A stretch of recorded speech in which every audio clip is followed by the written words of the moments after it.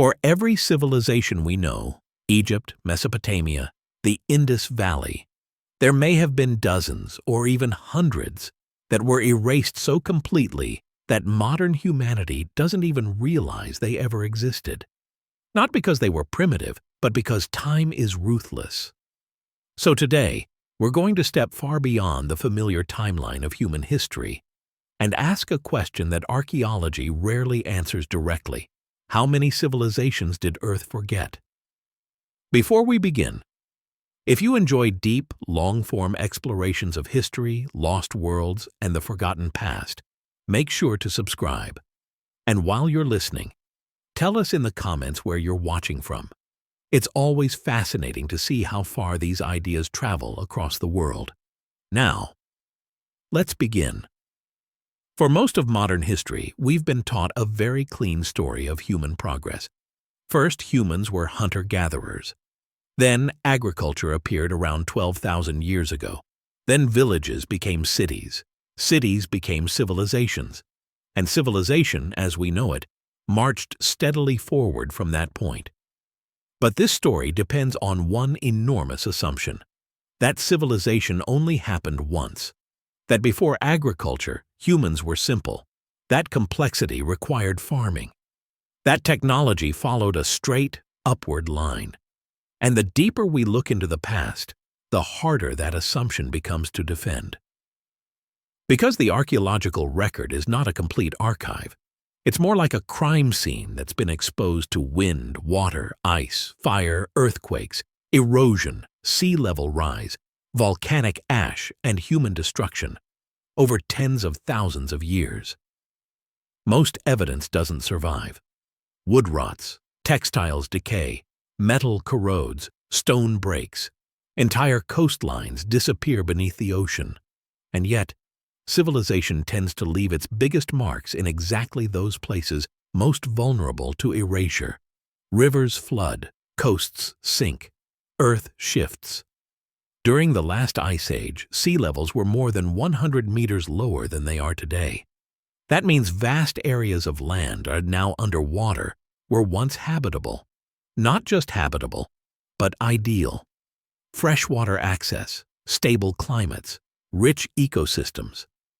If early civilizations existed along ancient coastlines, as many likely did, then today their cities would be buried beneath hundreds of feet of water, out of sight, out of reach, out of the historical narrative.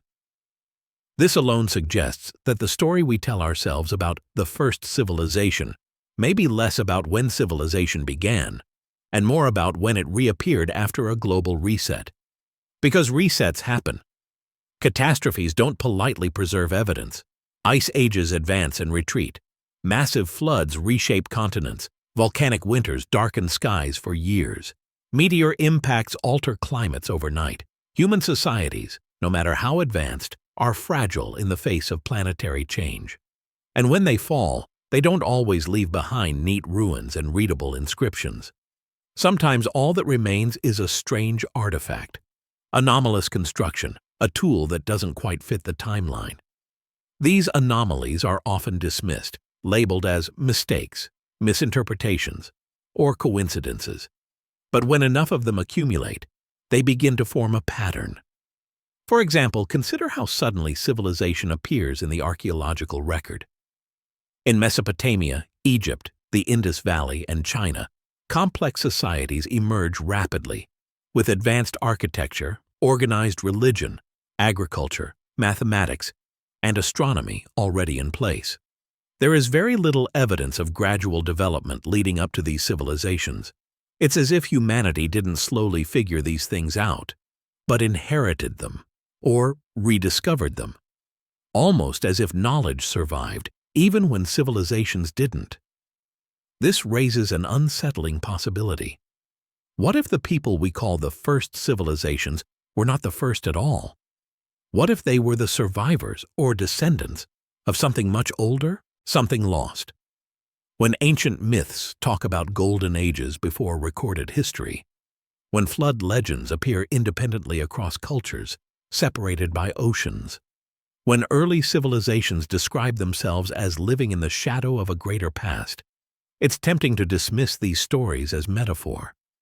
But myths are often memory, distorted by time but rooted in experience. A flood myth doesn't need to describe a single global flood. It only needs to preserve the memory of catastrophic events that reshaped the world for the people who experienced them. And at the end of the last ice age, the world changed dramatically. Ice sheets melted, sea levels rose rapidly, entire regions were submerged, human populations were displaced on a massive scale. If advanced societies existed before this transition, they would have been shattered, fragmented into survivors carrying pieces of knowledge forward. Knowledge without infrastructure, memory without context. Civilization wouldn't restart from nothing. It would reboot from fragments. This could explain why early civilizations seem to appear fully formed, why architectural techniques emerged suddenly, why ancient peoples spoke of gods and teachers who came from the sea or the sky, bringing knowledge with them. These gods may not have been divine at all. They may have simply been remnants of a lost world. And here's the most unsettling part of all. If Earth has forgotten civilizations before, there is no guarantee it won't forget ours. Modern civilization depends on systems that are incredibly complex and incredibly fragile. Electrical grids, digital storage, global supply chains. Take away maintenance and they collapse within years. Take away stability and they collapse within days. If humanity were suddenly reduced to scattered populations struggling to survive, how much of our knowledge would endure? Stone monuments might last, plastic fragments might persist, but our science, our language, our history, most of it would vanish. Future intelligent beings might find traces of us, strange materials, inexplicable structures, and argue endlessly about who we were and how advanced we really were, just as we do now. So when we ask how many civilizations Earth has forgotten, we're not just asking about the past, we're asking about the nature of memory itself, about how fragile history is, and about whether the story we tell ourselves of endless progress is more comforting than accurate, because the past may not be a straight line forward, but a cycle. Rise, peak, collapse, silence, and then again. If civilizations can rise and fall without leaving clear traces, then the question becomes unavoidable. What kind of evidence would even survive long enough for us to find it? We often imagine lost civilizations as buried cities waiting to be excavated, stone walls, statues, inscriptions neatly preserved beneath the soil. But that expectation is shaped by a very narrow sample of history. Most ancient societies did not build like the Egyptians. They did not carve everything in granite. They did not leave behind monuments designed to last forever. They built with wood, with earth, with materials that decay. A technologically sophisticated culture could exist for thousands of years and still leave behind almost nothing recognizable after a single major environmental shift. Now imagine something even more unsettling. Imagine a civilization that was advanced in ways that did not rely on massive stone architecture. No pyramids, no megaliths, no permanent cities. What if their technologies were lightweight, modular, organic, or energy efficient in ways we don't expect?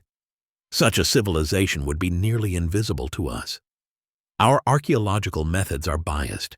We search for stone tools, for pottery, for bones, for metals.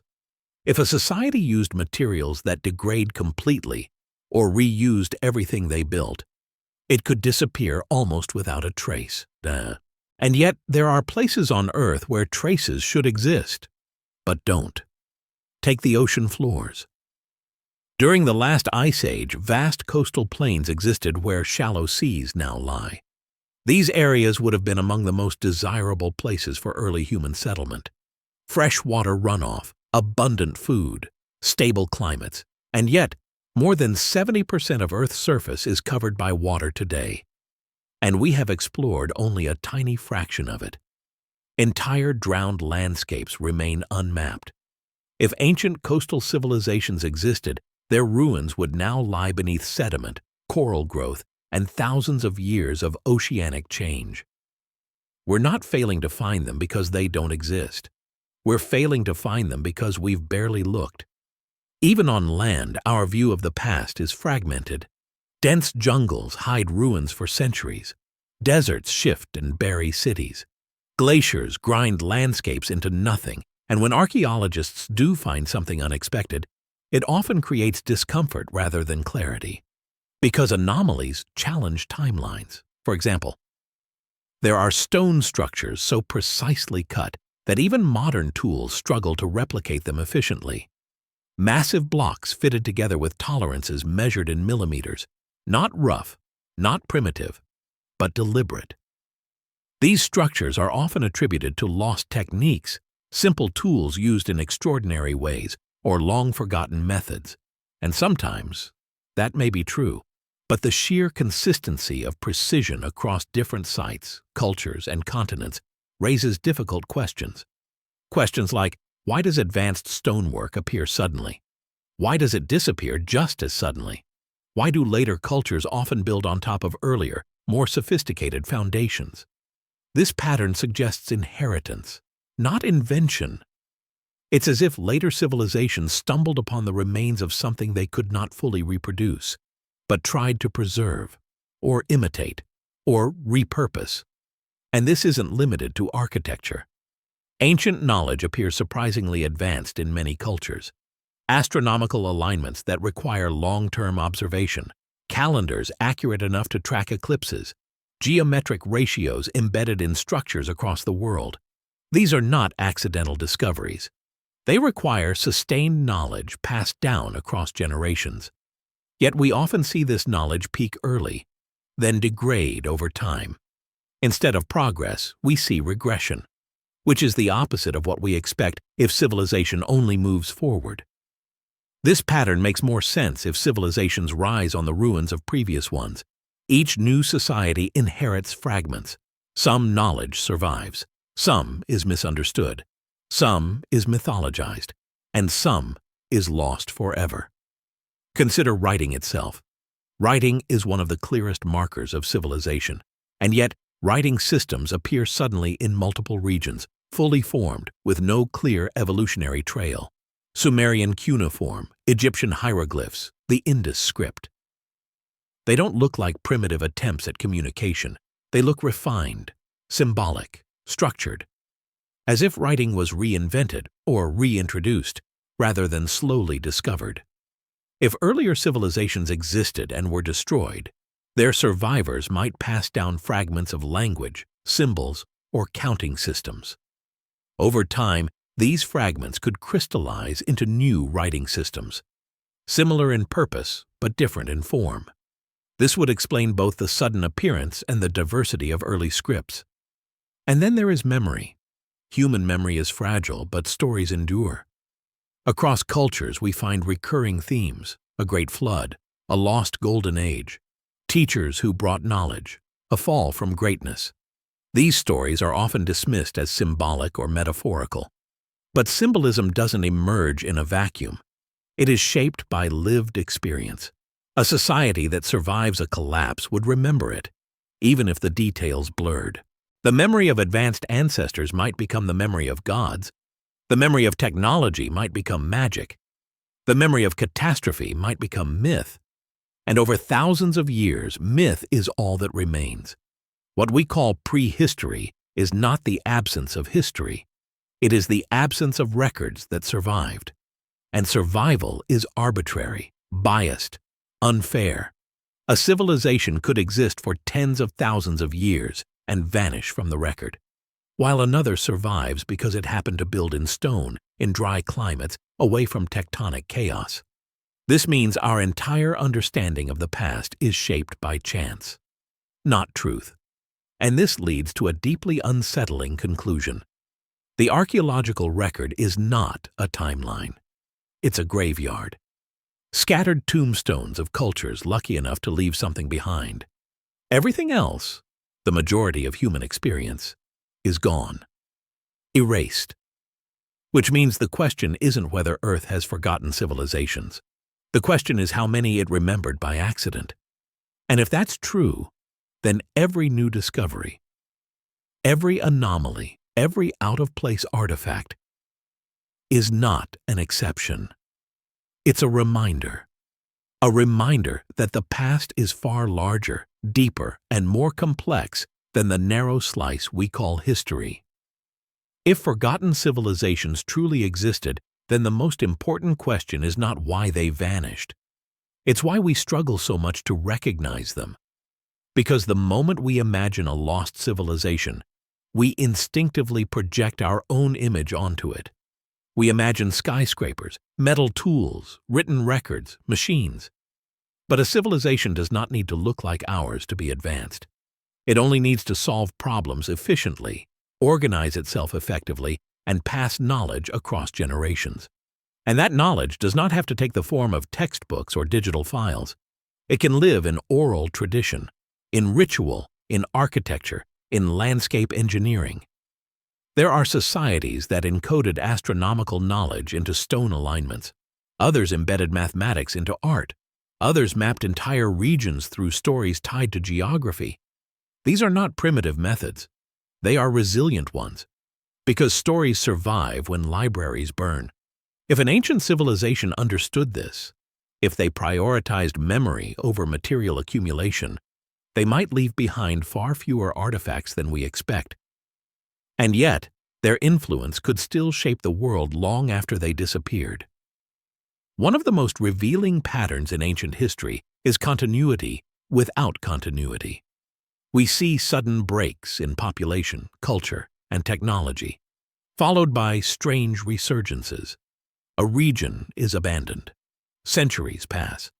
Then people return, already possessing sophisticated knowledge of the land, not rediscovering it, remembering it. This suggests that civilization may not always collapse into nothing. Sometimes it collapses into fragments, small groups carrying pieces of a much larger system. Over time, those pieces reassemble, not perfectly, but enough to spark something new. And this cycle may have repeated many times. Now consider the scale of time we're dealing with. Modern humans have existed for at least 300,000 years. Civilization, as traditionally defined, occupies only a tiny fraction of that span. Are we really meant to believe that for the vast majority of our existence, humans were incapable of organizing complex societies? That intelligence, creativity, and experimentation lay dormant for hundreds of thousands of years, and then suddenly exploded 12,000 years ago? That assumption requires more faith than skepticism, especially when we consider how quickly modern humans develop complex systems when conditions allow. Given stable climates, abundant resources, and enough time, complexity emerges naturally, which means the real limiter may not have been intelligence, but stability. The Earth has not always been stable. Climate has shifted violently. Ice ages have come and gone. Sea levels have risen and fallen. Every major climate shift resets the board, and resets don't preserve high civilization. They erase it. When people imagine ancient collapse, they often imagine slow decline. But history shows that collapse is usually abrupt. Systems fail faster than they are built. Once food distribution breaks, populations scatter. Once social cohesion fails, knowledge transmission breaks.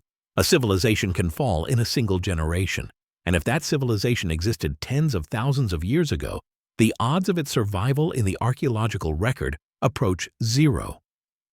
Which means we are not looking for cities. We are looking for patterns. Patterns that don't fit. For example, there are places where human modification of landscapes predates agriculture by thousands of years. Terraced hills, controlled burns, engineered ecosystems. These are signs of long-term planning, of environmental understanding, of intentional design. Yet they often appear before the timelines say they should. And so they are reinterpreted, reframed, labeled as coincidence or natural formation, because accepting them as intentional forces us to accept something else. That humans were capable of large-scale organization far earlier than we admit. And once we accept that, the door opens to a much deeper past, a past where civilizations rise, fall, and rise again, each time shaped by the remnants of the last. Progress may not be linear, it may be cyclical. Knowledge accumulates, then fragments, then accumulates again, but never in exactly the same way. This explains why some ancient knowledge seems almost alien to us, why certain techniques are lost despite modern technology, why some ancient structures feel out of place in their time. They may not belong to that time at all. They may be leftovers, inheritance without instruction, which leads to an uncomfortable realization. We may already be living on top of the ruins of forgotten civilizations, not just physically, but culturally. Our myths, our symbols, our obsession with lost golden ages. These may not be fantasies. They may be echoes. And if that's true, then the past is not finished teaching us. Because every forgotten civilization carries a warning, a reminder that complexity does not guarantee permanence, that intelligence does not prevent collapse, that knowledge alone is not enough. What survives is not what is smartest, but what is most resilient. And if we fail to understand that, then one day we too may become another forgotten layer beneath someone else's feet. When physical evidence disappears, memory becomes the last refuge of history. And memory does not always speak in facts. It speaks in stories. This is why myths are often treated as fiction, because they do not sound like textbooks. But myths were never meant to be textbooks. They were meant to survive. Long before writing, long before monuments, humans carried knowledge through narrative. Stories are portable. Stories adapt. Stories endure. And when we examine ancient myths from around the world, a strange pattern emerges. Separated by oceans, continents, and thousands of years, cultures tell remarkably similar stories. A time before time, a lost age of greatness, a catastrophic destruction, a rebirth. These similarities are often explained as coincidence or shared psychology, but coincidence becomes less convincing the more specific the patterns become. Flood myths appear almost everywhere, not just floods, but floods that end an age, floods that destroy advanced societies, floods that reset the world. In these stories, survivors escape by chance, by warning, or by knowledge passed down in advance. They rebuild. But they rebuild in a diminished world. This isn't how people invent stories for entertainment. This is how people process trauma. Now consider what actually happened at the end of the last ice age. Massive ice sheets melted rapidly. Sea levels rose by tens of meters. Coastal regions vanished. For populations living near ancient shorelines, this would not feel like gradual change. It would feel like apocalypse. Land disappearing, rivers changing course, weather becoming unpredictable. Civilizations anchored to coastlines would collapse. And survivors would carry stories of a world that no longer existed. Over generations, these stories would lose precision but retain meaning. A great flood becomes a universal memory. Not one flood, but many. Not one moment, but an era of loss compressed into myth. This is why ancient myths often describe knowledge being lost along with the old world. Arts forgotten, sciences erased, humanity forced to start over. And this is where myths become uncomfortable for modern narratives. Because they do not describe humanity as steadily improving. They describe humanity as recovering, again and again. Even ancient philosophers hinted at this. Some spoke of recurring ages, of cycles of destruction and renewal, of civilizations rising from the ashes of forgotten predecessors. These were not fringe ideas. They were mainstream beliefs in the ancient world. The idea of linear progress, of history moving only forward, is relatively recent. It fits well with modern optimism, but it does not fit well with the deep past. Myths also preserve another recurring theme. Teachers, figures who appear after catastrophe. They bring knowledge. They teach agriculture, astronomy, law, and construction, and then they disappear. These figures are often described as gods, demigods, or culture heroes. But stripped of mythology, they could represent something far more grounded. Survivors, or descendants of survivors. People who retained fragments of advanced knowledge and used it to guide rebuilding societies. Over time, reverence becomes worship, memory becomes legend, and history becomes myth. This process does not require imagination. It requires time. Now imagine a civilization that collapses but does not entirely vanish. Imagine pockets of survivors scattered across the world. Some retain technical knowledge. Some retain symbolic knowledge. Some retain nothing but stories. Over thousands of years, these fragments diverge. They become different cultures, different languages, different myths. But beneath the surface, the same themes persist: loss, catastrophe, rebuilding. This would explain why ancient cultures often speak of themselves as inheritors rather than pioneers, why they believe the greatest achievements belong to the distant past, why the future was seen as decline rather than progress. This worldview does not emerge in isolation. It emerges when people live in the shadow of something lost. And here is the most uncomfortable implication of all. If myths preserve memories of forgotten civilizations, then dismissing them outright means dismissing our oldest historical archive. Not because myths are literally true, but because they encode experiences that no longer exist in physical form.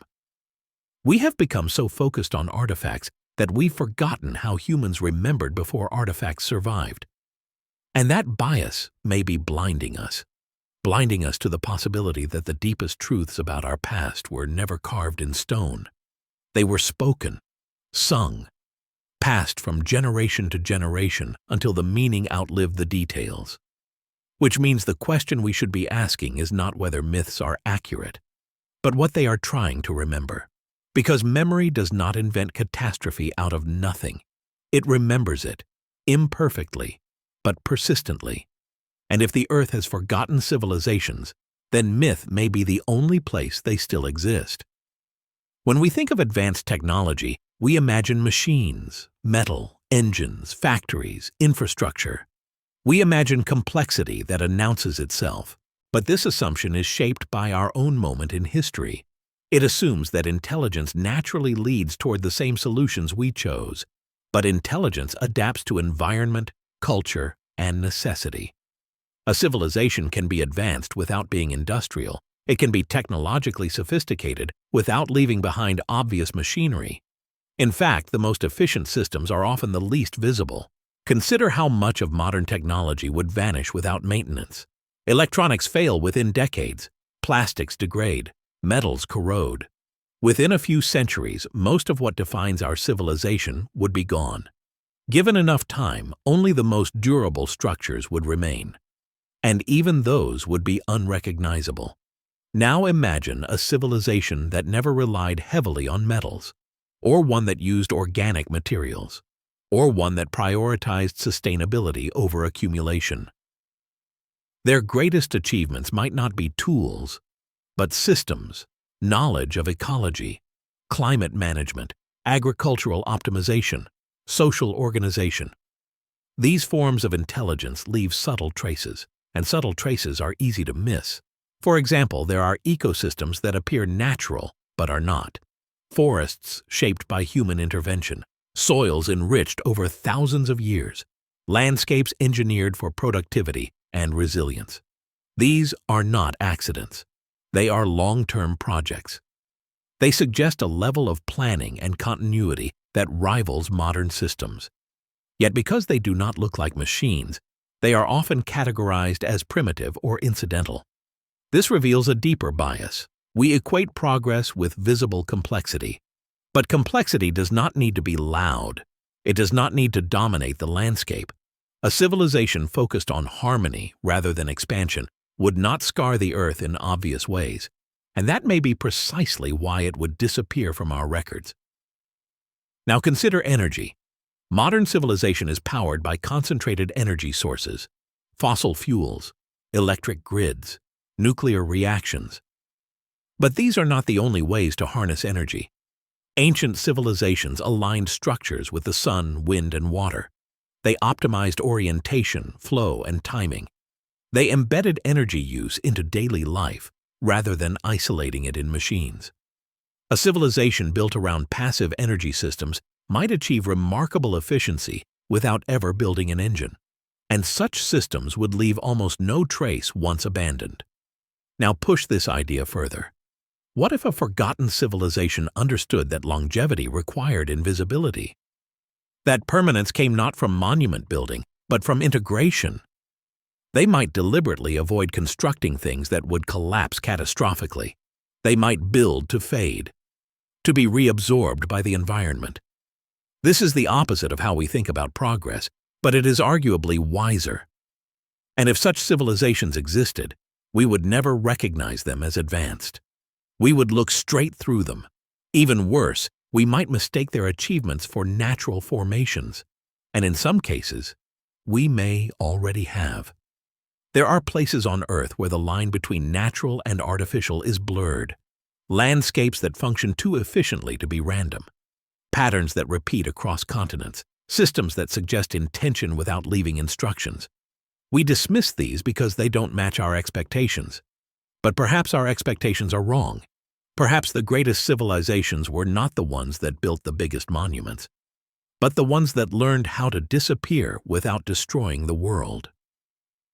And that idea carries a sharp implication. If civilization can advance without leaving obvious ruins, then the absence of evidence is not evidence of absence. It is evidence of compatibility, which means that Earth may have hosted civilizations far older and more sophisticated than we imagine. Civilizations that did not fail loudly, but faded quietly, leaving behind a planet that could be reused. And if that is true, then the ruins we celebrate today, the pyramids, the ziggurats, the stone cities, may not represent the pinnacle of human achievement, but the survivors, the exceptions, the civilizations that built in ways that resisted erasure. Not because they were more advanced, but because they were less subtle. If civilizations are forgotten not because they failed, but because they succeeded too quietly, then forgetting is not an accident. It is a consequence of living in balance with a planet that does not preserve memory. Earth is not an archive. It is a system. It erodes, recycles, and transforms. Nothing is meant to last forever. From this perspective, forgetting is not a tragedy. It is the default. And civilizations that endure too loudly, that carve themselves into the world, may actually be the least sustainable ones. This flips our understanding of history upside down. We celebrate permanence, but permanence may be the enemy of survival. A civilization that adapts, migrates, and reshapes itself with changing conditions might survive for tens of thousands of years, while leaving almost nothing behind. Whereas a civilization obsessed with monuments may collapse quickly, but leave ruins that mislead future generations into thinking they were superior. This means the archaeological record may be deeply misleading. It preserves what resisted decay, not what worked best. And this leads to a disturbing thought. What if the civilizations we admire most are not our ancestors, but warnings? Warnings about rigidity, about overconfidence, about mistaking visibility for greatness. Now consider how modern civilization behaves. We build for permanence. We extract relentlessly. We concentrate populations and resources. We assume the future will resemble the present, but the past suggests otherwise. Climate shifts do not negotiate. Geology does not care about economic systems. Civilizations that fail to adapt do not slowly fade. They fracture. And when they fracture, knowledge fragments with them. If forgetting is inevitable, then the only real question is, what deserves to be remembered? Is it technology? Is it power? Or is it understanding? A forgotten civilization that left behind wisdom embedded in ecosystems, stories, or social structures may have achieved something far greater than one remembered only through ruins. And this brings us to a final uncomfortable idea. Perhaps some civilizations wanted to be forgotten, Perhaps they understood that survival required humility, that advertising intelligence attracts competition, that permanence invites catastrophe. A civilization that fades intentionally leaves behind a world that can recover, and a species that understands this may survive far longer than one that demands recognition. This does not mean they were perfect. It means they were pragmatic. They may have seen collapse before. They may have lived among ruins older than themselves. And they may have chosen a different path, one that did not leave signatures we know how to read, which means the greatest civilizations may not be behind us. They may be beneath us, not in stone, but in influence, in patterns of settlement, in inherited knowledge that we mistake for instinct. And if that is true, then humanity is not a young species just discovering civilization. We are a species with amnesia, awakening again and again into worlds shaped by forgotten predecessors, each time believing we are the first, each time believing we are the last, each time leaving behind just enough to confuse whoever comes next. And if Earth forgets civilizations by design, then our task is not to avoid being forgotten. It is to decide what kind of forgetting we leave behind. Because memory is fragile, but consequences are not. If humanity is repeating a cycle, then the most dangerous moment is not collapse. It is confidence, the belief that this time is different. Every civilization that ever existed believed it had solved the problems of the past, that its knowledge was superior, that its systems were stable, that its future was secure. And every civilization that collapsed was wrong. Not because they were foolish, but because complexity creates blind spots. The more intricate a system becomes, the harder it is to see where it can fail. Modern civilization is the most complex system ever built, and that makes it the most fragile. We rely on layers of interdependence so deep that a failure in one region can ripple across the planet. Energy, food, information. None of these systems are isolated, they are synchronized. And synchronized systems do not fail gradually, they fail all at once. This is not speculation. It is how complex systems behave. History shows this pattern repeatedly. Collapse is fast, recovery is slow, and memory is selective. If we were to disappear tomorrow, what would survive? A few concrete structures, scattered artifacts, traces of chemicals in the soil. Future archaeologists might argue endlessly about our intelligence. They might misinterpret our ruins. They might underestimate us or overestimate us. They would certainly misunderstand us, just as we misunderstand the past. This realization should not inspire fear. It should inspire humility. Because if forgetting is inevitable, then meaning must come from something else. Not legacy, not permanence, but stewardship. A civilization does not need to be remembered to matter. It needs to leave the world better, or at least intact, for whoever comes next. And this may be the true lesson of forgotten civilizations. Not that they failed, but that they were temporary, just like us.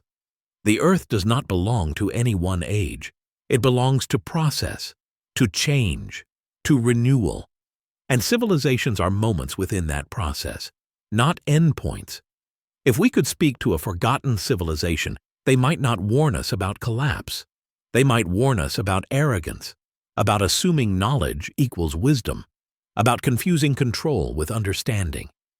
They might tell us that survival is not about domination, but adaptation, not about growth, but balance. And perhaps they already told us this. Through myths, through patterns, through silence. Because silence is also a message. It tells us that nothing lasts unless it aligns with forces larger than itself. And if we are wise, we will stop asking how to be remembered and start asking how to endure without destroying the future. Because the Earth will forget us. That is not a threat. It is a certainty. The only choice we have is what kind of world remains after we are gone. When we look back across the immense span of time, one truth becomes impossible to ignore. Civilizations are not permanent features of Earth. They are events. brief flashes of organization in a long, shifting story written by climate, geology, and chance. The planet does not preserve intention, it preserves outcomes, and most outcomes fade. We like to imagine history as a line, a beginning, a middle, and an ever-advancing future.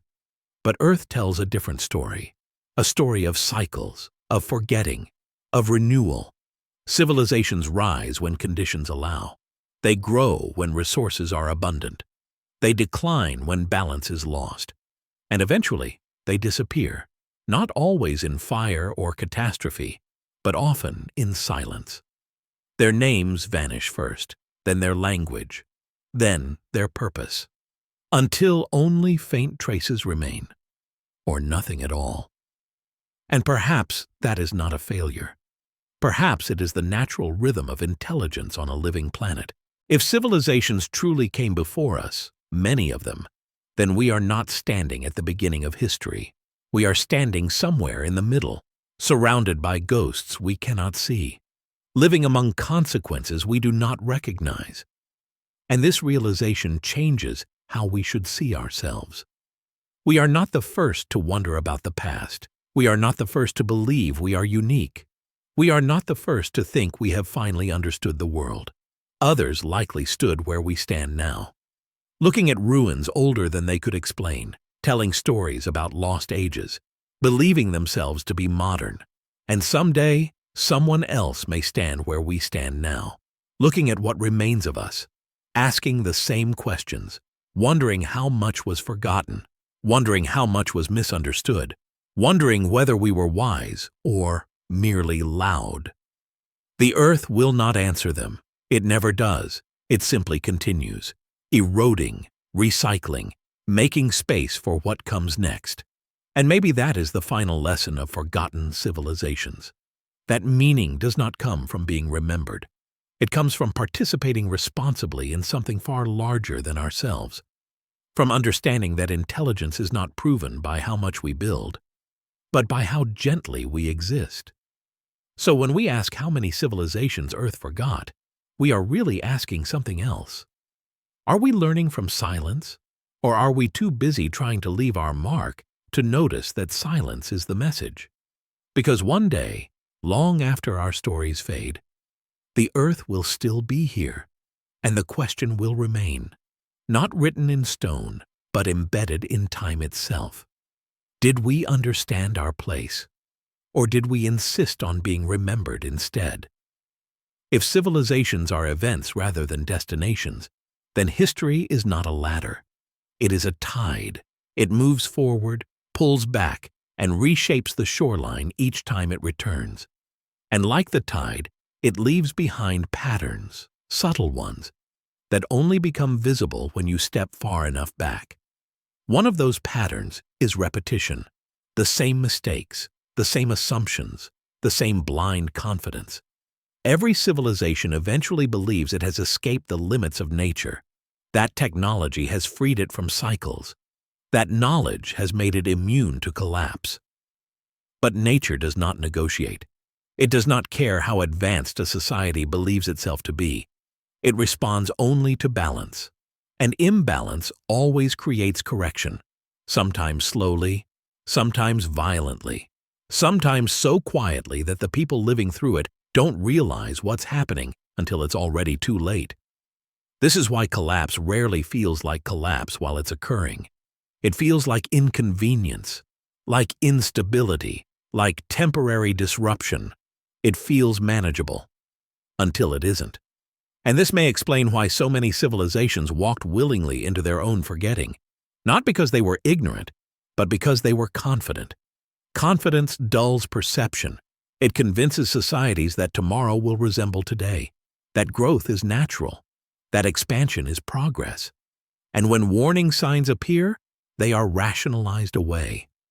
Every forgotten civilization probably believed its problems were unique, that it could adapt just a little more, that the system would stabilize if given time. But time is rarely generous. Now imagine standing at the end of a long cycle, resources strained, climate shifting, systems stretched thin. You would not see collapse coming. You would see opportunity. You would see innovation. You would see solutions. And you would believe that forgetting belongs to the past. This belief is not arrogance. It is human. And that is precisely why it is dangerous. Because the earth has no memory of human belief, only consequence.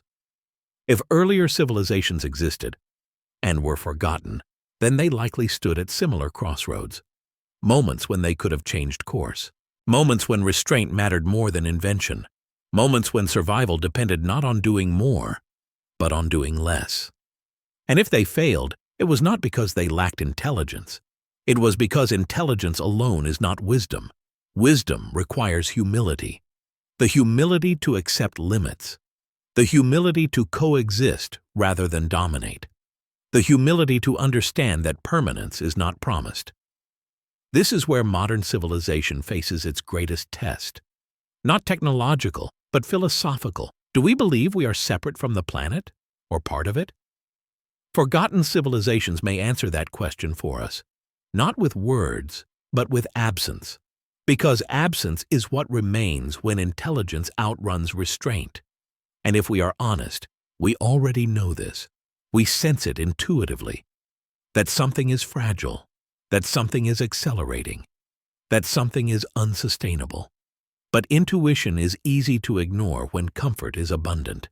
And history shows that comfort is often the last phase before forgetting begins. Time is the most powerful force in history. Not kings, not armies, not technology. Time does not argue. It does not record motives. It does not preserve meaning. It only reduces. Intent becomes accident. Purpose becomes pattern.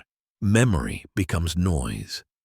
Even when civilizations try to control how they are remembered, time dismantles those efforts. Monuments crumble. Languages shift. Symbols lose context. What remains is not truth, but interpretation. And interpretation says more about the present than the past. This is why forgotten civilizations are so difficult to reconstruct. Even when evidence survives, meaning rarely does. A structure once filled with ritual becomes an architectural puzzle. A tool becomes a mystery. A symbol becomes decoration. We impose our assumptions on fragments and call it history. But fragments lie, not deliberately, but by omission. They show us what lasted, not what mattered. This means that even if a civilization leaves behind ruins, it has already lost control of its story. The future will misunderstand it, romanticize it, diminish it, or distort it entirely. And that may be unavoidable, which raises an important question. If time erases meaning, then what is the point of legacy? Why build monuments at all? Why record history? Why attempt permanence? The answer may not be about the future, it may be about the present. Civilizations record themselves not to be remembered accurately, but to convince themselves that they matter, that their struggle has meaning, that their existence is justified. This impulse is deeply human, but it can also be dangerous. Because when legacy becomes the goal, sustainability becomes secondary. We build to be seen. We extract to leave marks. We prioritize scale over balance. And in doing so, we accelerate forgetting. Time does not reward ambition. It rewards alignment. A civilization aligned with its environment fades gently. A civilization opposed to it is erased violently. This may be the great filter of history, not intelligence, not morality, but compatibility. The civilizations Earth forgets may not be the weakest, but the least compatible. And compatibility is not measured by power. It is measured by restraint, by adaptability, by understanding that survival does not require domination. It requires humility. This reframes the idea of success entirely. Success is not how long your name survives. It is how little damage your existence causes. A civilization that leaves behind a stable world may be forgotten, but it succeeds. A civilization that leaves behind ruins may be remembered, but it fails. And perhaps the deepest tragedy is that we confuse remembrance with achievement. We admire the visible, We ignore the sustainable. And history, guided by time, reinforces that bias, which means the civilizations we know best may not be the ones we should emulate. They are the ones time could not fully erase, not because they deserved preservation, but because they were incompatible enough to leave scars. The future will misunderstand us.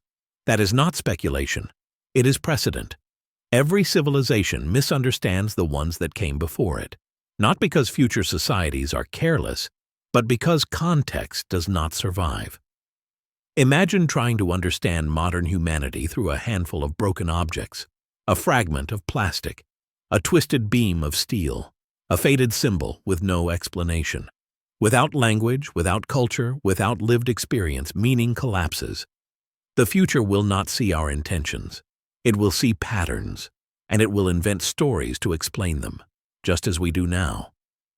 They may believe we worshipped our machines, that we organized our lives around glowing rectangles, that we valued speed over depth, and they would not be entirely wrong, but they would miss the reasons. They would miss the fear, the hope, the urgency. They would miss the moments when we questioned ourselves. They would not know how close we came to choosing differently. This is how forgetting works. It does not erase existence. It erases nuance, and nuance is where truth lives. Which means the most important parts of our civilization are already vulnerable. Our values, our debates, our internal conflicts. These do not fossilize. They dissolve, leaving behind a simplified version of who we were. And that simplified version may judge us harshly or generously, but never accurately. This realization should humble us, because it means we are already becoming myth, already becoming abstraction, already being compressed into symbols we cannot control. And this compression is happening faster than ever. Digital information feels permanent, but it is fragile. Formats change, storage fails, systems collapse. Without constant maintenance, digital memory disappears faster than stone, which means the future may know less about us than we assume. They may know our materials but not our minds, our infrastructure but not our intentions, our failures but not our lessons. And if forgotten civilizations are misunderstood rather than erased, then forgetting is not just loss, it is distortion. The past becomes a mirror for the present. We project our fears, values, and assumptions onto it, and the future will do the same to us. This is unavoidable. Which brings us back to the question that has quietly followed this entire journey. If we cannot control how we are remembered, then what responsibility do we actually have? The answer may be simpler and harder than we want. We are not responsible for legacy. We are responsible for consequence. We cannot choose how the future interprets us, but we can choose what kind of world they inherit. Forgotten civilizations may not speak to us directly, but their absence speaks volumes. It tells us that memory fades, but impact remains. And if the Earth has forgotten civilizations before, it is because forgetting is how time teaches humility. Breaking a cycle requires recognizing that you are inside one. Most civilizations never do. They see history as something behind them, not beneath them. They study the past as a sequence of events, not as a pattern they are repeating. This is why cycles persist, not because they are inevitable, but because they are invisible from the inside. A civilization does not wake up one day and announce its decline. It continues. It innovates, it adapts, it tells itself stories of resilience. And those stories are often true until they aren't. The difference between survival and forgetting may not be intelligence, but awareness. Awareness of limits, awareness of feedback, awareness that growth is not always progress. But awareness alone may not be enough. Because even when individuals understand the cycle, systems resist change. Momentum builds. Incentives reward expansion. Short-term survival outweighs long-term stability. This tension exists in every civilization, and it may be the true test of intelligence. Not whether a species can build complex systems, but whether it can restrain them. Forgotten civilizations may have reached this threshold. Some may have failed. Some may have succeeded quietly. Those that failed are remembered as ruins. Those that succeeded are invisible. This means that breaking the cycle does not look dramatic. It looks uneventful. It looks like choosing not to extract, not to expand, not to dominate, which makes it nearly impossible to celebrate. Civilizations do not write epics about restraint. They write epics about conquest. And this may be why the quiet successes of the past are so hard to detect. They left no scars, no monuments, no cautionary ruins, only stable landscapes that appear natural, and so we do not recognize them as achievements. If humanity is to break the cycle, it will not be by surpassing previous civilizations in power. It will be by redefining what success means. Not more, but enough. Not permanence, but continuity. Not remembrance, but responsibility. And this reframing is uncomfortable because it asks us to let go of legacy, to accept anonymity in deep time, to become a civilization that may be forgotten intentionally. And that may be the hardest challenge intelligence can face. To act ethically without the reward of being remembered. To choose restraint without recognition. To leave behind a world that functions without leaving behind a name. If forgotten civilizations existed, perhaps this is what they attempted. And if they succeeded, then we are living in the result. A world still capable of supporting intelligence, still capable of renewal, still forgiving enough to try again. Which means the cycle is not just destruction, it is opportunity. And the question is no longer whether civilizations will be forgotten, but whether they can learn to forget themselves in time. In the end, time does not rush. It waits. Civilizations hurry. They build faster than they understand. They solve problems by creating larger ones. They confuse motion with direction. Time watches. And then, eventually, it responds. Not with judgment, not with intention, but with consequence. What remains after a civilization is gone is not its ambition, but its footprint. A footprint can be light or heavy. It can heal or scar. It can fade or linger as damage. And Earth remembers footprints longer than names. This is why silence is so powerful. Silence is what remains when noise ends. It is the true archive of deep time. Beneath the silence lie countless stories, not written, not spoken, but lived. Lives that mattered. Choices that shaped futures. Civilizations that rose, adapted, and disappeared without ceremony. They do not ask to be remembered. They simply ask to have existed responsibly. If we listen carefully, the silence of forgotten civilizations is not empty. It is instructive. It tells us that intelligence is not proven by domination, that meaning does not require permanence, that survival is not about being the loudest voice in history, but about knowing when to stop speaking. Perhaps the highest form of civilization is not one that fills the world with its presence, but one that leaves space for what comes next, space for ecosystems, space for future intelligence, space for renewal. And if that is true, then forgetting is not a failure. It is a form of success, a civilization that fades without collapse, without poisoning its world, without demanding eternal recognition. May be the rarest achievement of all. So when we ask how many civilizations Earth forgot, we should also ask how many succeeded quietly, how many learned when to step back, how many understood that the goal was not to conquer time, but to coexist with it. Because time does not need witnesses, it only needs balance, and in the end, balance is the only thing that lasts. Long after the last structure crumbles, long after the last record fades. The Earth continues. Rivers change course, forests return, stone erodes into soil, and somewhere in that quiet continuity, the trace of every civilization dissolves, not erased, absorbed. This is not a loss.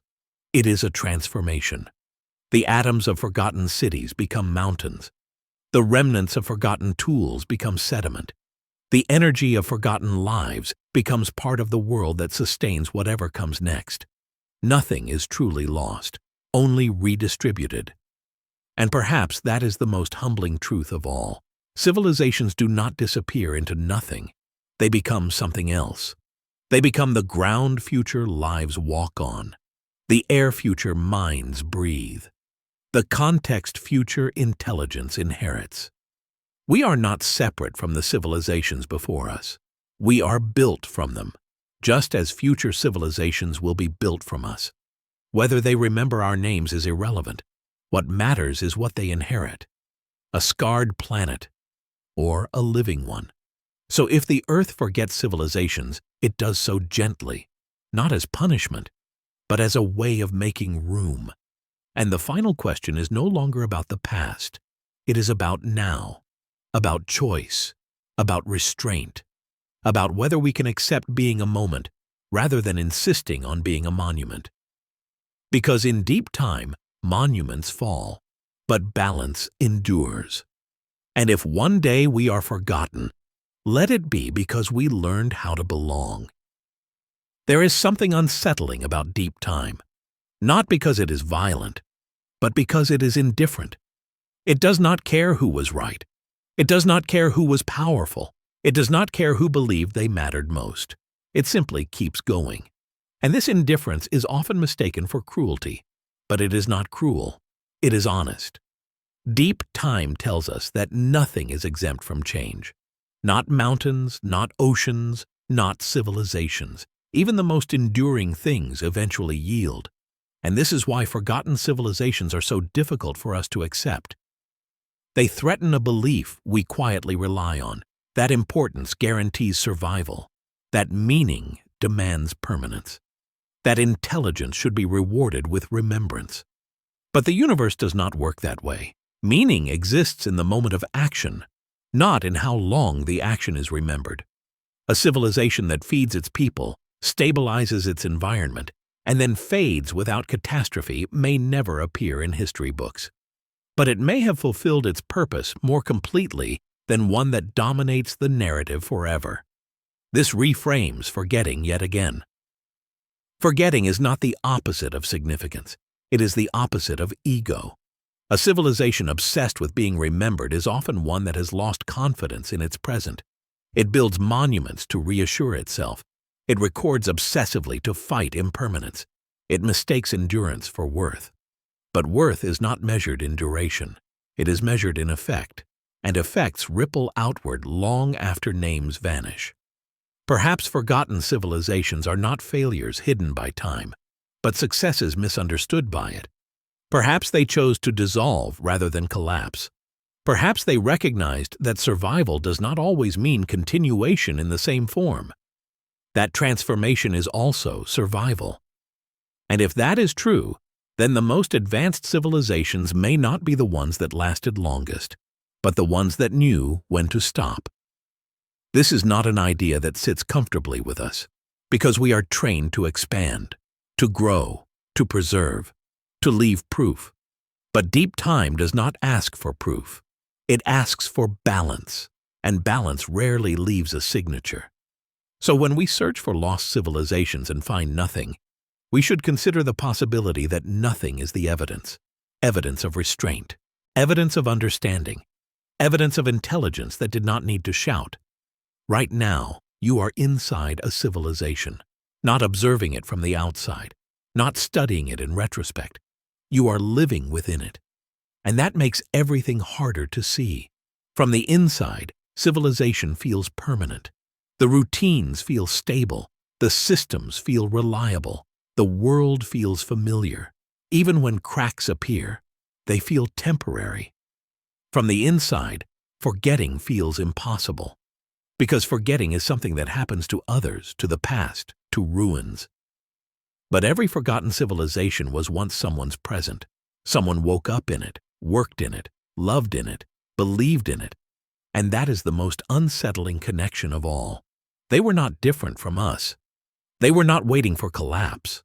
They were living ordinary lives at the edge of deep time, which means that if forgetting is ahead of us, it will not arrive as revelation. It will arrive as normalcy, as adaptation, as explanation, as delay. And this is why awareness matters, not awareness of apocalypse, but awareness of fragility. Awareness that systems are not guaranteed. Awareness that stability is maintained, not given. This awareness does not require fear. It requires responsibility. It asks us to stop thinking like owners and start thinking like caretakers. Caretakers of knowledge, caretakers of ecosystems, caretakers of futures we will never see. Because the future will not judge us by what we believed, but by what we left behind. And this responsibility does not belong to leaders alone.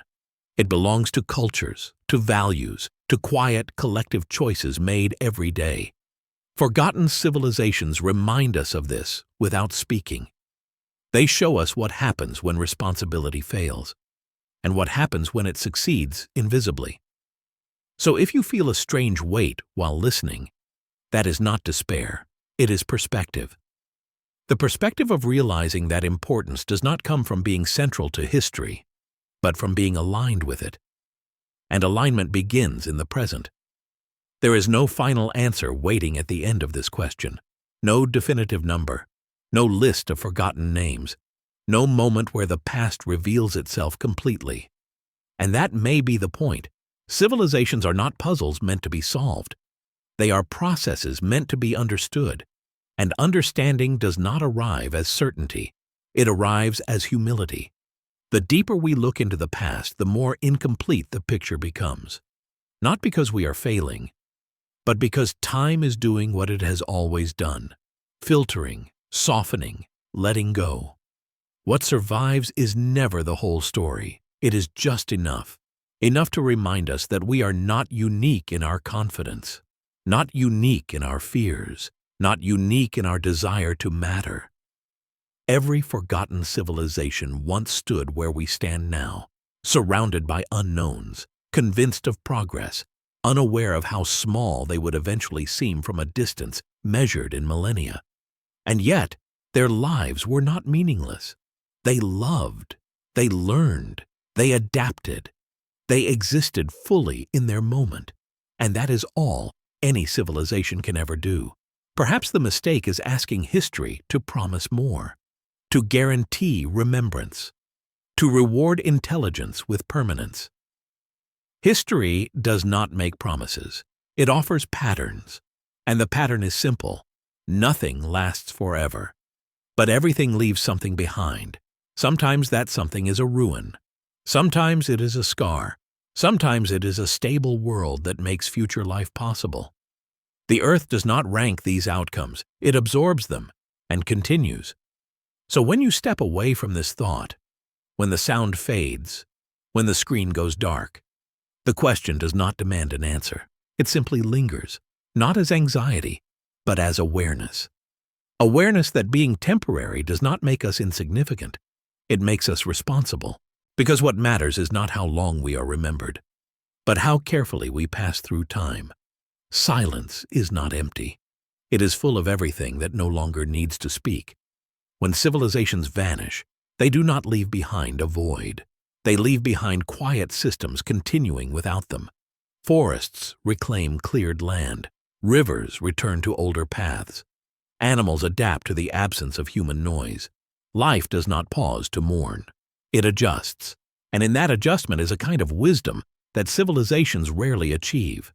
Nature does not cling to identity. It does not insist on being remembered. It simply persists. This may be why forgotten civilizations feel unsettling to us. They remind us that existence does not require recognition, that participation is enough, and that the universe does not keep score. We are conditioned to believe that meaning accumulates, that history builds toward something, that effort deserves permanence. But deep time suggests something else. Meaning happens locally, moment by moment, choice by choice, and then it dissolves back into the flow that made it possible. This does not make meaning fragile. It makes it precise. It means that what you do matters exactly when it is done. Not later, not forever, now. A forgotten civilization did not fail because it was forgotten. It completed its arc. It lived within the limits of its time. And then it passed. Just as all things do. If this feels uncomfortable, it is because we are taught to resist endings. But endings are not negations. They are transitions. Every molecule in your body has been part of countless other lives. Every breath you take has passed through forests, oceans, and lungs long gone. You are already part of forgotten civilizations. Not symbolically, literally. Which means forgetting is not erasure. It is continuity without labels. And perhaps that is the most peaceful way to exist in deep time. To contribute. To dissolve.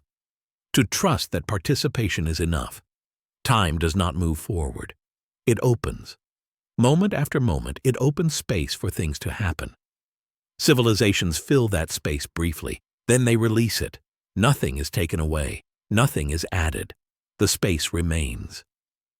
This is why the distant past feels quiet. Not because nothing happened, but because everything that needed to happen already did. The noise belonged to the moment, not to time itself. When we imagine forgotten civilizations, we often imagine loss. But loss is a human interpretation. From the perspective of deep time, there is only change. Forms rearranging, energy shifting, stories dissolving back into the conditions that produced them. A civilization does not end. It disperses into soil, into water, into memory that slowly loses words but keeps influence. This is happening now. Every action you take is already moving toward forgetfulness, not because it is unimportant, but because it is complete.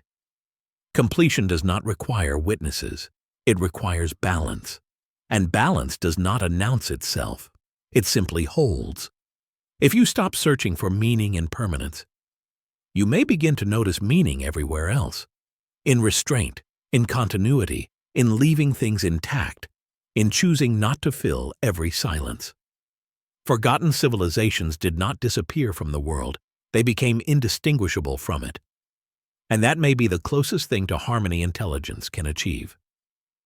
In the deepest view of time, where centuries collapse into moments and moments expand into ages, civilizations no longer appear as distinct entities with names, borders, or achievements, but as brief configurations of matter and intention, arising when conditions allow and dissolving when those conditions inevitably change, leaving behind not stories or monuments, but subtle alterations in the world that quietly shape what follows.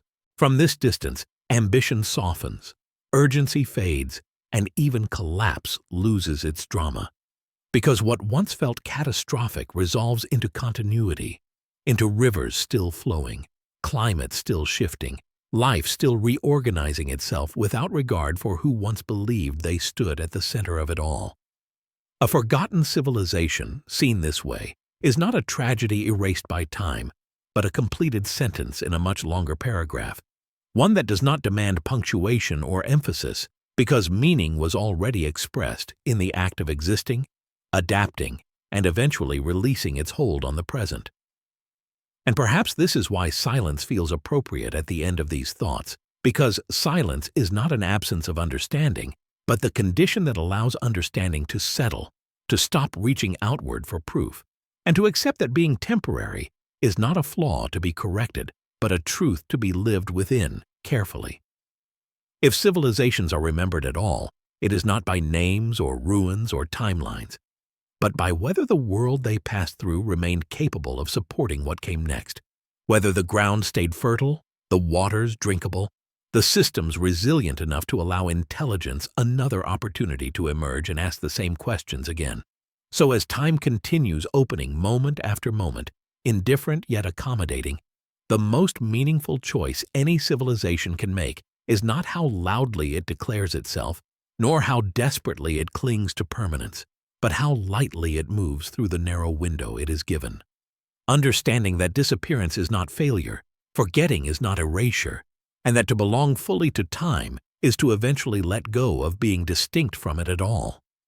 As the idea of civilization itself begins to loosen and blur, stretching across centuries until it becomes indistinguishable from the environments that once sustained it. What remains is not a story with a direction, but a quiet unfolding in which intention dissolves into consequence, and consequence settles into landscape, leaving behind a world that no longer remembers why it is the way it is, only that it is. In this state, memory no longer belongs to minds or records, but to patterns. Patterns of erosion, patterns of regrowth, patterns of adaptation that continue without reference to the names, languages, or ambitions that once shaped them, as if intelligence itself were only a temporary arrangement that nature allows to surface briefly before folding it back into the larger rhythm. From here, even the idea of forgotten feels misplaced, because forgetting implies a subject who was meant to remember, and deep time recognizes no such obligation, only movement, redistribution, and the slow balancing of forces that neither mourn nor celebrate what passes through them. A city becomes sediment. Sediment becomes stone. Stone becomes soil. And soil becomes nourishment for life that will never know the thoughts, fears, or hopes that once justified the city's existence, yet will nonetheless benefit from the space it left behind, the materials it released, the pause it created in the flow of matter.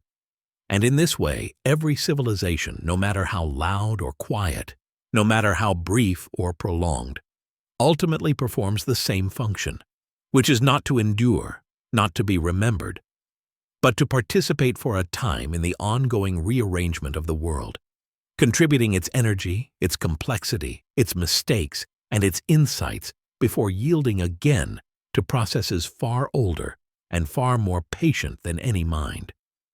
If there is peace in this perspective, it comes not from certainty, but from scale, from realizing that nothing needs to be justified beyond its moment, that existence does not require a witness beyond itself, and that even the most intricate structures of meaning eventually relax into simplicity without losing what they were. And so the narration does not conclude so much as thin, stretching its final breath across an undefined span, allowing the listener to drift without instruction, without urgency, without the need to arrive anywhere. Because in deep time there is no destination, only continuation. And continuation does not ask to be understood. Eventually, even the idea of watching civilizations rise and fall begins to feel unnecessary, because from far enough away there is no rise and no fall at all, only a gradual gathering of complexity followed by an equally gradual release, like a tide that never asks whether the shoreline remembers the shape it once held, only whether the water can continue moving. In this distance, intelligence no longer appears as a defining achievement, but as a phase, a temporary organization of awareness that surfaces when conditions align and recedes when those conditions shift, leaving behind no obligation to explain itself, no requirement to justify its presence, and no expectation that it should be preserved beyond the moment it was useful. What we call history becomes texture rather than narrative, a layering of influences so thoroughly blended that separating cause from effect loses meaning, and the world that follows carries forward everything that mattered without carrying forward the reasons it once mattered. A forgotten civilization seen this way is not absent but everywhere, diffused into climates shaped by long-forgotten choices, into soils altered by ancient hands, into migration paths and ecological balances that persist long after the minds that initiated them have vanished, making forgetting not an act of loss, but an act of integration. And perhaps this is the quiet resolution that never announces itself, that nothing needs to be held in memory to continue having consequence, that the most enduring influence is the one that no longer draws attention to itself, and that the world does not require continuity of story to maintain continuity of life. So the voice continues not to add meaning, but to allow space, stretching language until it begins to dissolve into rhythm rather than explanation, until words function less as carriers of information and more as gentle markers of time passing, reminding the listener that awareness itself is already participating in the same process of appearing lingering briefly, and then releasing. And when even that awareness grows still, what remains is not an ending, but a state in which nothing needs to be concluded, because everything that needed to happen has already folded itself into what comes next, quietly, endlessly, without record. At a certain depth of attention, the distinction between past, present, and future softens until it no longer feels useful to separate them, because everything that has ever occurred continues to express itself through what exists now, not as memory or intention, but as arrangement, as the quiet positioning of matter and energy that carries forward without commentary. In this state, civilizations are no longer events to be measured or compared, but brief alignments within a much larger continuity, moments when awareness gathered enough coherence to observe itself before dispersing again into processes that neither celebrate nor regret the forms they temporarily held. The impulse to ask how many civilizations were forgotten begins to dissolve here, because counting implies boundaries, and boundaries dissolve under the pressure of time, leaving only gradients of influence that cannot be traced cleanly back to origins, only felt in outcomes that persist without explanation. What remains is a world shaped by innumerable decisions made by beings who never imagined an audience beyond their own moment, whose actions were not performed for history but for survival, belonging, and continuity, all of which were fulfilled whether or not remembrance followed. And so forgetting reveals itself not as disappearance but as diffusion, as intelligence spreading thinly enough to become indistinguishable from the systems it once attempted to understand, until even the idea of intelligence relaxes into something quieter, something less defined, something that no longer needs to identify itself as separate from what surrounds it.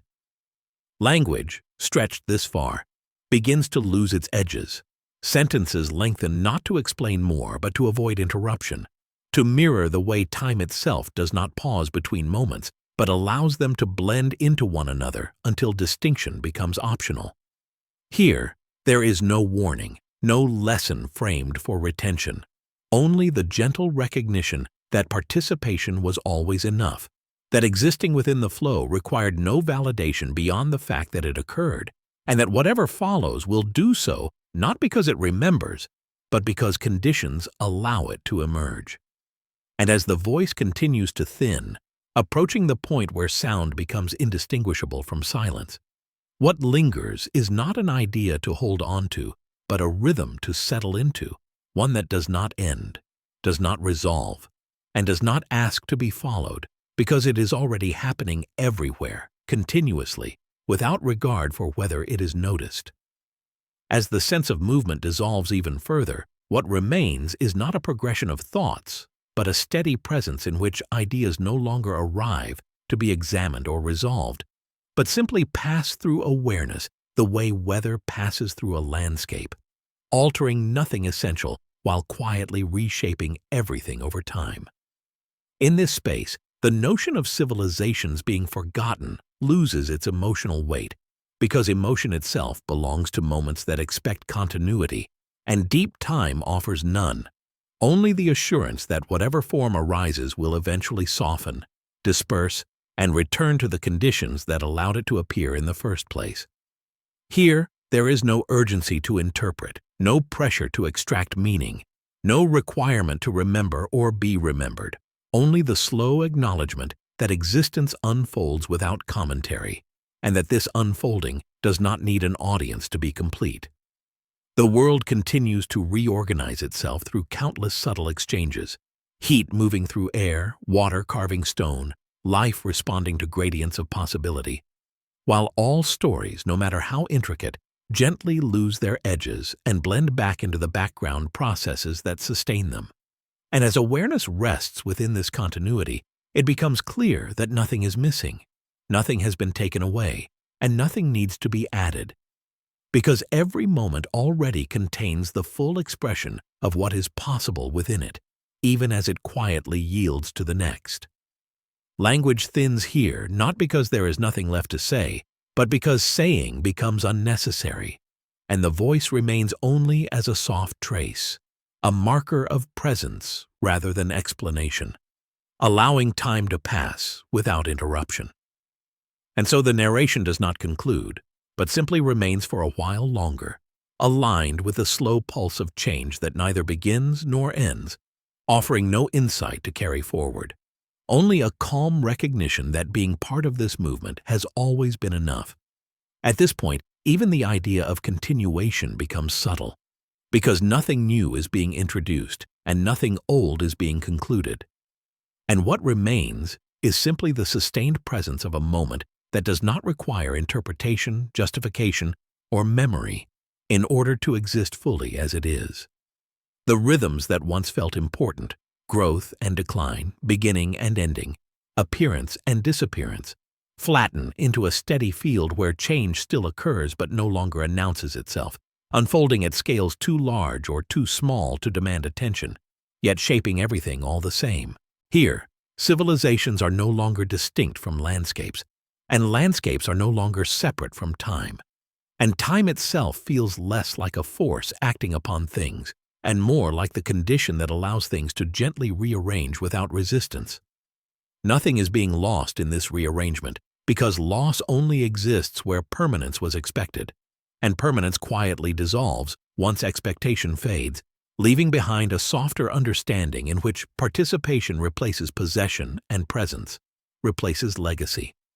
Awareness lingers not as a watcher standing apart, but as a temporary alignment within the same processes that shape rivers, weather, ecosystems, and stars, all of them moving, adjusting, and releasing without needing to be observed in order to continue. And so the voice remains deliberately unhurried, stretching each sentence into a single breath that does not seek to arrive anywhere, because arrival implies an end point, and here there is only duration, only the calm extension of one moment into the next, uninterrupted and sufficient. If anything is being communicated now, it is not information, but permission. The permission to rest inside the flow of time without extracting meaning from it, without labeling it, without holding on to it longer than it naturally remains.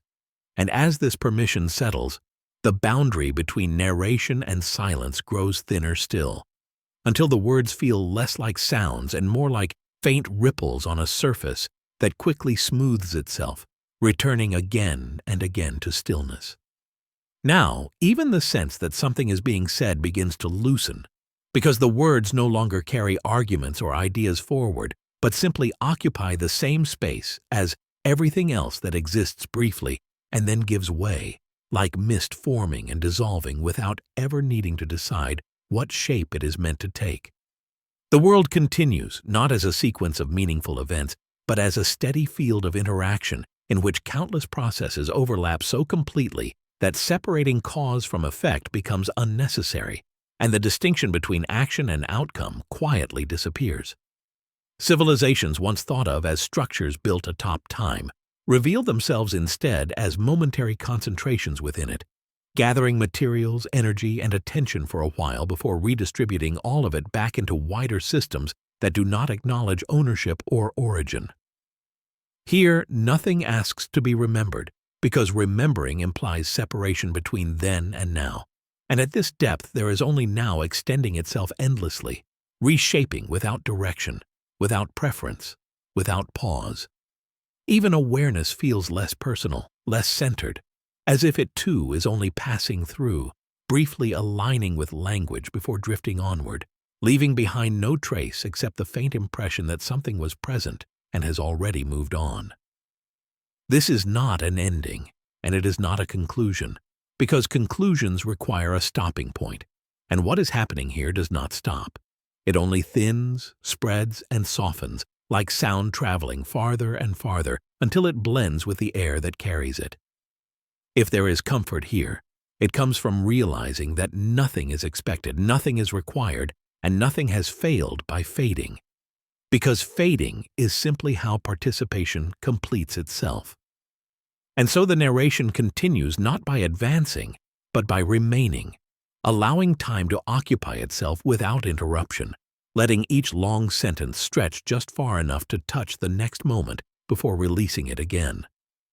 By now, the idea of reaching an end has quietly dissolved. Not because an ending was avoided, but because endings belong to stories that expect resolution, and what remains here no longer expects anything at all. Only the continued unfolding of moments that neither accumulate nor diminish, but simply pass through awareness and release themselves again. The notion of a civilization being present or absent no longer holds its earlier weight, because presence itself feels temporary and distributed, appearing wherever conditions allow, and receding without resistance when those conditions shift, leaving behind no marker to indicate that something distinct was ever here.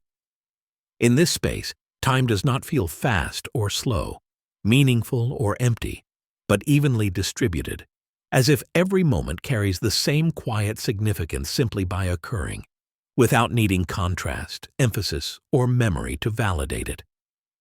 The structures that once seemed solid, history, identity, achievement, legacy, soften into background textures, no longer demanding attention, no longer insisting on interpretation, existing only as faint patterns within a much larger continuity that neither confirms nor denies them.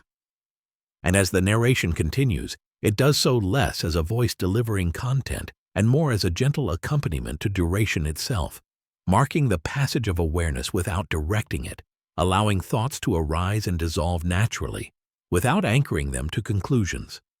Here, nothing is introduced, nothing is resolved, and nothing is missing, because the absence of movement is not stagnation, but balance, a state in which change continues without drawing focus to itself. If this feels like stillness, it is because stillness is not the absence of motion, but the absence of urgency. The point at which motion no longer needs to announce where it is going or why.